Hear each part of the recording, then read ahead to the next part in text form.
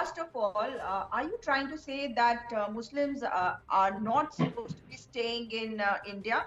This is a secular country and everybody has the right to be staying here and everybody is an equal citizen. Secondly, as far as the INC is concerned, it has entered into an alliance with the Congress party. So what is the problem that the BJP has?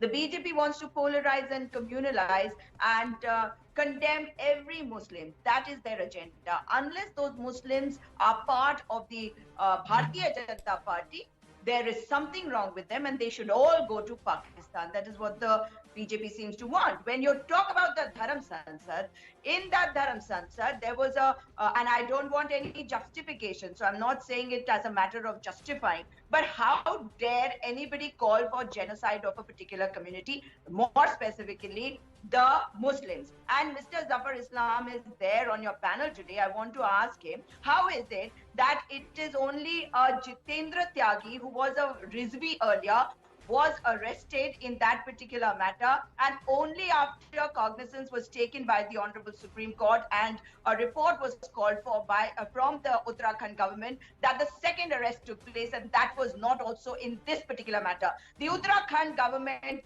Chief Minister Pushkar Singh Dhami went on to say that he had not sponsored it, the BJP had not sponsored this Dharam Sansad, so there was no question of taking cognizance. Isn't crime supposed to be against the state? So if this kind of thing happens with the BJP, everything is fine. And you talk about arrests, all arrests have not been made.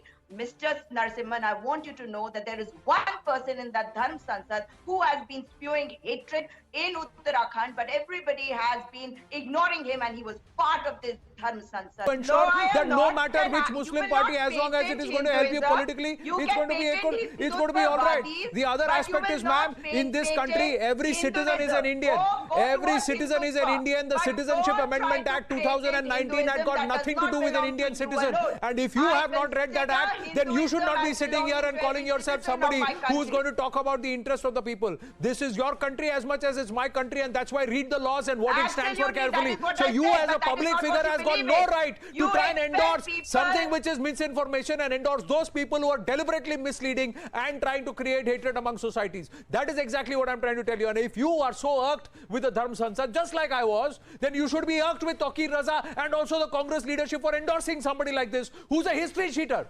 Since 2005, he's been spewing venom, and he's called for a bounty on George Bush. Does the Congress party endorse calling for a bounty on George Bush? Does the Congress party endorse that there are that Muslim that on the guise of a law you are allowing and openly endorsing rioting? This is a man who is complaining and saying that there were 176 riots between 2012 and 2017, but not a single riot between 2017 and 2022. Yet he still has a problem. So this and he's turning around and saying that we will go out on the streets. So ma'am, I'll tell you what, Sujata ji, today, this evening, by speaking up first, you have highlighted and you have come out and displayed, madam, your hypocrisy. Don't call yourself liberal, don't call yourself economist, don't call yourself secular. And also, ma'am, I get irked every time we use this word secular, because secular itself in our constitution was forcibly implemented when democracy was in jail. It was surreptitiously included into our preamble as a fraud on the founding fathers of our constitution. And that act was also done by the Congress leadership. That is also the biggest fraud with our constitution and with our founding fathers, which was done by the Congress party, and it's been misused. It's been debased to an extent that the word secular itself stands an anathema to the meaning in our country, ma'am. Stands an anathema to the meaning in our country, because you are today in the garb of secularism, openly practicing communal agenda, and that agenda only shows one thing: let's bash the Hindus, let's divide the Hindus, because all the castes are dictated only on the Hindu faith. No casteism, no sectarianism. The rest are all called as one single unit, whereas there is more sectarianism and casteism among Muslims, among Christians, and there is casteism in other religions too. But that's not talked about. The only caste divisions are in Hinduism. So you have played this game of divide and rule so brilliantly right through the last 75 years. And the biggest challenge against you is, ma'am, that under this garb you're fuming. Your anger against rabble rousers is not equanimous.